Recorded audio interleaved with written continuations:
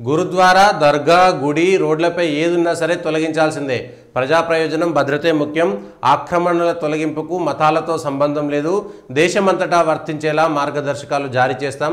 Bulldozer కూల్చివేతలపై విచారణలో supreme court తీర్పు reserve. రోడ్లపైన ఉన్నటువంటివి లేకపోతే అక్రమంగా కట్టబడినటువంటివి అవి ప్రజలకు ప్రతిబంధకంగా మారకూడదని, మతంతో నిమిత్తం లేకుండా దురాక్రమణలు తొలగించే చర్యలు ప్రజలందరికీ వర్తింపజేయాలని, అక్రమ నిర్మాణాల కూల్చివేతకు సంబంధించి దేశమంతటా వర్తించేలా మార్గదర్శకాలు జారీ చేస్తామని అత్యున్నత న్యాయస్థానం తెలిపింది. నేరగాళ్ల ఇళ్లపై బుల్డోజరు. భారత్ సెక్యులర్ దేశమని, ఆక్రమణల తొలగింపు, బుల్డోజర్తో చర్యలతో మతంతో సంబంధం లేకుండా అందరికీ ఒకటేనని ధర్మాసనం పేర్కొన్నది. అసలు విషయం ఏంటంటే భారతదేశం సెక్యులర్ ఎప్పుడైంది, ఇది చర్చ జరగాలి. సర్వోన్నత న్యాయస్థానంతో పాటు ప్రజాప్రతినిధులతో పాటు ప్రజలు కూడా దీనిపైన చర్చ చేయాలి. 1952లో రాజ్యాంగం మనం ప్రవేశపెట్టుకున్నప్పుడు అందులో ఉన్నటువంటి పీఠికలో సెక్యులర్ అనేటువంటి పదం ఉన్నదా? లేదు. ఈ సెక్యులర్ అనేటువంటి పదం ఎప్పుడు వచ్చింది? ఎమర్జెన్సీ సమయంలో ఇందిరాగాంధీ అక్రమంగా చొప్పించినటువంటి పదము సెక్యులర్ అనేటువంటి పదము. ఇది నిజమా కాదా? అయితే ఈ ఇందిరాగాంధీ పెట్టినటువంటి ఎమర్జెన్సీని వ్యతిరేకించినటువంటి పార్టీలు ప్రభుత్వంలోకి వచ్చిన తర్వాత, అధికారంలోకి వచ్చిన తర్వాత ఈ సెక్యులర్ అనేటువంటి ఒక దుష్ట పదాన్ని తొలగించడానికి మీకు వచ్చినటువంటి భయం ఏంటి? అయితే దీంట్లో మళ్ళీ రాజకీయాలు, దీంట్లో ఓట్లు ఇవన్నీ వస్తాయి కాబట్టి మేము సెక్యులర్ అని ప్రజల్లోకి బాగా తీసుకెళ్ళి మేము సెక్యులర్ అన్నారు. అసలు ఈ దేశం స్వాతంత్రం ఎవరి నుంచి వచ్చిందనేటువంటి అంశంపైనే స్పష్టత లేకుండా పోయింది. 1947లో జరిగినటువంటి ఈ అన్యాయము, ఈ అవమానము అట్లనే కంటిన్యూ అవుతున్నది. అదే కంటిన్యూ అవుతున్నది. వాళ్ళ గాంధీ జయంతి కూడా కావడము ఈ సెక్యులర్ అనేటువంటి పదం. గాంధీ జయంతి రోజు గాంధీ మహాత్ముడు కాదనేటువంటి విషయం ప్రజలందరికీ తెలిసిందే. అఫీషియల్గా ఆయనకు మహాత్మా అనేటువంటి బిరుదు ఎవరు ఇవ్వలేదు. అందరూ మహాత్మా అన్నారు కాబట్టి మహాత్మా అన్నారు, బాపూజీ అన్నారు కాబట్టి బాపూజీ అన్నారు. కానీ ఈ దేశంలో సంతుష్టీకరణ, ముఖ్యంగా ముస్లిం సంతుష్టీకరణ చేసి దేశ విభజనకు కారణమైనటువంటి 2 అంశాల విషయంలో గాంధీజీని మనం మాట్లాడకుండా వదిలిపెట్టాలా? గాంధీజీ గొప్పవాడే, కానీ ఈ దేశంలో ముస్లిం సంతుష్టీకరణ చేసి దేశ విభజనకు మూలం పోసినటువంటి వ్యక్తి ఎవరు? 1947లో ఎవరు చేసిరు? ఆ చరిత్ర అంతా చదువుకోవాలి కదా. అదంతా ఇవాళ దేశం మీద ప్రభావం చూపుతున్నదా లేదా? అయితే ఆ రోజు ఉన్నటువంటి పరిస్థితులు వేరు. గాంధీజీని విమర్శించేంత గొప్పలా, అరే రాముడినే విమర్శించి, కృష్ణుడినే విమర్శించి, దేవి దేవతల్ని విమర్శించినటువంటి దేశంలో గాంధీ అంత పెద్ద గొప్పనా? రాముడి కంటే గొప్పనా? రాముడు గొప్పనా లేకపోతే గాంధీ గొప్పనా? దేవుళ్ళనే విమర్శించినటువంటి భారతదేశ సనాతన ధర్మంలో భారతదేశంలో ఉండి ఈ దేశంలోని దేవీ దేవతలపైన, దేవాలయాలపైన దాడులు చేసినాక మిగిలిన వాళ్ళు ఎవరు కూడా అంతకంటే గొప్ప వాళ్ళైతే కాదు. అది గాంధీ కావచ్చు, నెహ్రూ కావచ్చు, బోస్ కావచ్చు, ఇంకెవరైనా కావచ్చు. అయితే స్వాతంత్ర వీరులను అవమానిస్తామా? అవమానించము. అట్లా అని వాళ్ళు చేసినటువంటి పొరపాట్లను చర్చించకుండా ఉండాలనా?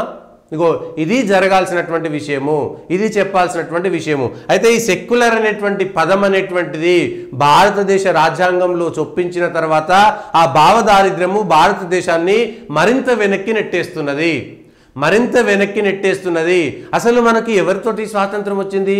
బ్రిటిష్ వాళ్ళతోటి స్వాతంత్రం వచ్చింది. బ్రిటిష్ వాళ్ళతోటి స్వాతంత్రం వచ్చిందంటే రాజకీయంగా పరిపాలన మాత్రమే బ్రిటిష్ వాళ్ళ చేతిలోకించి మన దేశంలోకి వచ్చింది. మరి బ్రిటిష్ వాడు పెట్టినటువంటి అష్టదరిద్రమైనటువంటి సంస్కృతి సాంప్రదాయాలను వాడు ఈ భారతదేశం మీద బలవంతంగా చొప్పించినటువంటి ఈ దేశానికి సంబంధం లేని మతపరమైనటువంటి, సంస్కృతిపరమైనటువంటి, భాషపరమైనటువంటి అనేకమైనటువంటి జాడ్యాలను తొలగిస్తే కదా ఈ భారతదేశానికి నిజమైనటువంటి స్వాతంత్రం వచ్చేది. మనకు స్వాతంత్రం ఎవరి నుంచి వచ్చింది? మొఘళ్ళు, తురుష్కులు, లేకపోతే ఇంకోడో గజనీలు, గోరీలు, అక్బర్లు, బీర్బర్లు, వీళ్ళందరూ నుంచి మన దేశాన్ని కాపాడుకున్నాము. వాడు 100 సంవత్సరాలు పాలించినా, వాడు ఔరంగజేబు పరిపాలించినా, ఎవడైనా సరే వాడు ఈ దేశం మీద దండయాత్ర చేసినోడే కదా. వాడు ఈ దేశం మీద దండయాత్ర చేసి ఈ దేశం మీద బలవంతంగా రుద్దిందే కదా. మరి మనం ఈ దేశంలో ఎవరి నుంచి స్వాతంత్రం పొందినము? స్వాతంత్రం అంటే కేవలం రాజకీయ పరిపాలన మాత్రమేనా? ఈ దేశం యొక్క ఘనమైన వారసత్వం, ఘనమైనటువంటి చరిత్ర తిరిగి కాపాడుకోవాల్సినటువంటి బాధ్యత కానీ అవసరం కానీ మనకు లేదా? ప్రజాస్వామ్యం పేరిట ఇష్టానురీతిగా మన ఘనమైనటువంటి వారసత్వ సాంప్రదాయ పద్ధతుల్ని, సంస్కృతిని కాపాడుకోవాల్సినటువంటి అవసరం లేదా? మధ్యలో ఏవైనా ఒకటి రెండు జాడ్యాలుంటే, ఏవైనా తప్పులుంటే మనం సరి చేసుకోవచ్చు. కానీ ఈ దేశం మీద బలవంతంగా రుద్దబడినటువంటి అనేక విషయాలతోటి మనకు స్వాతంత్రం కావాలనా వద్దా? ఇది మనం మాట్లాడుకోవాల్సినటువంటి అవసరం. ఎవడు పెట్టిండు ఏంటి అనేటువంటి అంశం పైన వరుసగా ఒక సంవత్సరం వెనక్కిపోయి ఎక్కడైనా ఈ భారతదేశం యొక్క నిజమైనటువంటి వారసత్వంలో అక్కడో ఇక్కడో తప్పులుంటే, అంటరానితనం లాంటి విషయాలుంటే అవి భారతదేశంలో వాటిని సంస్కరించడానికి అనేక మంది ఈ దేశంలోనే, ఈ సంస్కృతి, ఈ ధర్మంలోనే పుట్టినటువంటి వాళ్ళు అనేక మంది ఉన్నారు. ఇవాళ ఇవన్నీ సెక్యులర్ అనేటువంటి పదంతో ఓట్ల రాజకీయాలు మొదలుపెట్టింది ఎవరు? సంతుష్టీకరణతోటి ఈ దేశ విభజనకు కారణమైంది ఎవరు? ఈ దేశాన్ని విభజించాలని కోరినటువంటి వాళ్ళు ఎవరు? ఈ అంశం పైన చర్చ జరగాలనా వద్దా? చర్చ జరగాలనా వద్దా? అసలు నిజమైనటువంటి స్వాతంత్రానికి అర్థం ఏ విధంగా చెప్పాలి? ఎవరితోటి ఏ స్వాతంత్రం మనకు ఉండాలి? కేవలం బ్రిటిషర్లు పరిపాలన నుంచి పక్కకు పోవడం మాత్రమే, లేకపోతే ఔరంగజేబు వారసులో, లేకపోతే ఇంకోవడో వాళ్ళకు సంబంధించినటువంటి వాళ్ళు ఈ దేశం నుంచి వెళ్ళిపోతే వాళ్ళ నుంచి స్వాతంత్రం వస్తే కేవలం పరిపాలన మాత్రమే మనకు స్వాతంత్రమా? రాజకీయ పరిపాలన మాత్రమే స్వాతంత్రమా? వాళ్ళ విధానాలు, బ్రిటిషర్ల విధానాలు, ఔరంగజేబు విధానాలు, టిప్పు సుల్తాన్ విధానాలు ఇవన్నీ మనకు అనుసరణీయమా? ఆమోదయోగ్యమా? ఆ సంస్కృతి, ఆ సాంప్రదాయాలు మన దేశానికి అవసరమా? ఈ దేశంలో ఎవరి సంస్కృతిని పాటించాలి? ఈ అంశం పైన స్పష్టత లేకపోతే భారతదేశంలో, ఎందుకంటే అంబేద్కర్ మహాశయుడు చాలా స్పష్టంగా చెప్పిండు, ఆయనను మతం మారమని అనేక మంది చెప్తే ఇవి ఈ దేశానికి వ్యతిరేకము, నేను ఏ మతంలోకి మారను అనేటువంటి మాట చెప్పి ఈ దేశంలో ఉన్నటువంటి బుద్ధిజం కోసం మాత్రమే ఆయన మాట్లాడిండు. అంతేగాని ఇది లక్షల కోట్ల రూపాయలు ఆ రోజుల్లో ఇస్తాన్నా సరే నిజాం లాంటి రాజు కానీ లేకపోతే బ్రిటిషర్లు కానీ ఆయనను మతం మారి దాంట్లోకి వస్తే లక్షలాది మంది ఈ దేశంలో మతం మారుతారు ఆయన చూసి అనుకుంటే ఆయన పొరపాటు. ఇవి ఈ దేశానికి ఎప్పుడు కూడా ప్రేమ, దేశ ప్రేమ వాళ్ళకు ఉండే, ఈ దేశభక్తి వాళ్ళకు ఉండదు అనేటువంటి విషయాన్ని స్పష్టంగా చెప్పాడు. స్పష్టంగా చెప్పింది కేవలం అంబేద్కర్ గారు మాత్రమే. ఇవాళ దాన్ని మనం పక్కకు పోయి ఈ విషయంలో ఆక్రమణలు తొలగించాల్సింది. ఏది ఆక్రమణ, ఎప్పటి నుంచి కడితే ఆక్రమణ, లేకపోతే రోడ్డు మీదకి ఇవ్వొచ్చినాయా, వీటి మీదకి రోడ్డు వచ్చిందా అనేటువంటి అంశం పైన కూడా స్పష్టత రావాల్సినటువంటి అవసరం ఉన్నది. పురాతన కట్టడాలేంటి, భారతీయ సాంస్కృతిక వారసత్వ కట్టడాలేమిటి, ఎక్కడి నుంచి రోడ్లు వేసిర్రు, ఎక్కడ ఈ ప్రభుత్వ భూములు ఈ దేశంలో ఎవరు ఎక్కువ కబ్జా చేసి కట్టిర్రు, వాటన్నిటికీ అనుమతులు ఉన్నాయా, అనుమతులు ఇస్తే ఎట్లు ఇచ్చిర్రు, ప్రభుత్వ ధనం ఎంత వృధా అయింది, ఈ విషయం పైన మొత్తం చర్చించడానికి ఎవరికి దమ్ముండదు. రాజకీయ పార్టీలకు అసలు దమ్ముండదు. దానిపైన మాట్లాడాల్సినటువంటిది ఎవరు? రాజకీయ నాయకులు కాదా, రాజకీయ పార్టీలు కాదా? కేవలం ఓట్ల కోసం ఈ భారతదేశాన్ని ఇంకా విచ్ఛిన్నం చేసేటువంటి కుట్ర చేస్తున్నది ఎవరు? ఇది మనం మాట్లాడాల్సినటువంటి అంశం.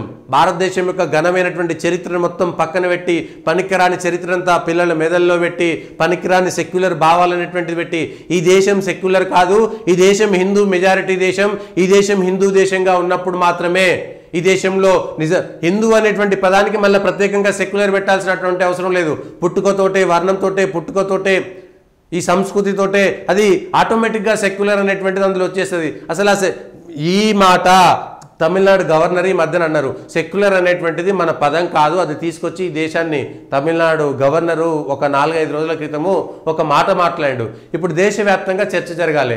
సెక్యులర్ అనేటువంటి పదం మన పదం కాదు, దాన్ని అనవసరంగా ఇందులో చొప్పించి ఇబ్బంది పెడుతున్నారనేటువంటి మాట తమిళనాడు గవర్నర్ గారు మాట్లాడారు. దానిపైన దేశవ్యాప్తంగా చర్చ జరగాలి, ప్రజల్లో చర్చ జరగాలి, పార్టీల మధ్యన చర్చ జరగాలి. గుడుల, మసీదుల అయితే ఈ కూలగొట్టేటువంటి అంశంలో కూడా ఎవరిని కూలగొడుతున్నారు ఏంటి అనేటువంటిది ఈ విషయంలో స్పష్టంగా ఉండాలి. ఒక వ్యక్తి ఈ దేశంలో ఒక ఉగ్రవాదికి ఆశ్రయం ఇస్తే వాడి ఇల్లు కూలగొట్టాలనా వద్దా? వాడి ఆస్తులు అంటే వాడు ఉగ్రవాదికి మద్దతు ఇచ్చినా కూడా మనం ప్రజాస్వామ్యం పేరు మీద ఆ ఉగ్రవాదికి ఆశ్రయం ఇచ్చినటువంటి వాడిని ఏమీ చేయొద్దు అనుకుంటే మరి మన ఈ దేశం బాగుపడేది ఎట్లా? వాడు ఈ దేశంలో ఒక రాముడి ఉత్సవం జరుగుతుంటే, లేకపోతే ఒక దేవుడి ఉత్సవం జరుగుతుంటే, ఒక కావడి యాత్ర జరుగుతుంటే దానిపైన రాళ్ల దాడి చేసినటువంటి వాడి మనస్తత్వాన్ని ఏ విధంగా మనం ఆచరణలోకి చెప్పాలి, ఏ విధంగా వాళ్ళ గురించి మాట్లాడాలి? ఎవరిని ఏ విధంగా ఈ దేశంలో నిన్నగాక మొన్న గణపతి నవరాత్రులు జరిగితే కర్ణాటకలో కానీ మధ్యప్రదేశ్లో కానీ చాలా చోట్ల గణపతి మండపాల పైన రాళ్ల దాడి జరిగింది. ఆ రాళ్ల దాడి మనస్తత్వం గల వాళ్ళని మనం ఏమనాలి, ఎట్లా అనాలి? ఇదేనా సెక్యులర్ దేశం? మరి ఏం చేయాలి? వాళ్ళని బుద్ధి చెప్పాలంటే ఏం చేయాలి? అసలు వాడికి ఆ మనస్తత్వంతో పెంచినటువంటి వాడిది తప్ప, లేకపోతే గణపతి మండపాలు పెట్టిన వాళ్ళ తప్ప? ఈ దేశంలో ఈ నిర్వచనం రావాలి. మరి సెక్యులర్ అంటే ఏమిటి? అవతలి వాడు కూడా ఈ దేశంలో మెజారిటీలు భయపడుతూ బతుకుతున్నారు. ఎస్, మెజారిటీలు మాత్రమే భయపడి బతుకుతున్నారు. వాళ్ళ దేవుళ్ళకు సంబంధించి ఈ దేశంలో సనాతనంగా వేల సంవత్సరాల నుంచి వస్తున్నటువంటి ఉత్సవాలపైన దాడులు చేసినటువంటి వాళ్ళను ఏం చేయాలి? మరి ఏం చెయ్యాలి అంటే వాడి మనస్తత్వంతో వాడు అట్లనే రెచ్చగొట్టి వందల సంవత్సరాల నుంచి ఈ దేశంలో ఉన్నటువంటి సనాతన ధర్మం పైన దాడి చేసేటువంటి నీచులను ఏం చేయాలి?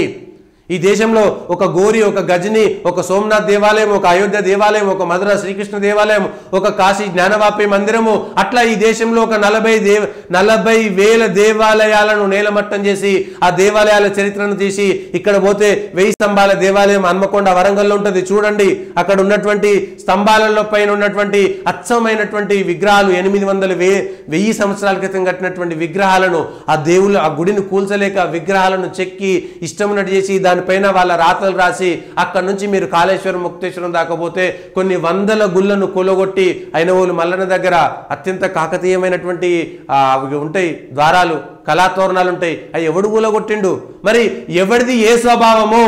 ఆ స్వభావంలో పుట్టినటువంటి వాళ్ళు ఈ దేశాన్ని ఏ విధంగా ప్రేమిస్తారు, ఈ దేశంలో వాళ్ళు ఏ విధంగా సెక్యులర్గా బతుకుతారనేటువంటి మాట ఎవరు మాట్లాడాలి? ఎవరు ప్రశ్నించాలి? ఎవరు చేయాలి?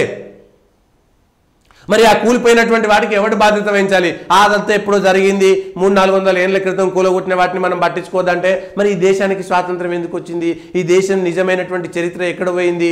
ఇగో దీన్ని కదా మనం ఆలోచించాలి. ఇది కదా మనం చెప్పాల్సినటువంటి అంశాలు. ఇక్కడ కదా మనం ఫెయిల్ అవుతున్నటువంటి అంశాలు. ఏ అంశం పైన మనం జాగ్రత్తగా ఉండాలనేటువంటిది చూడాల్సినటువంటి అంశము.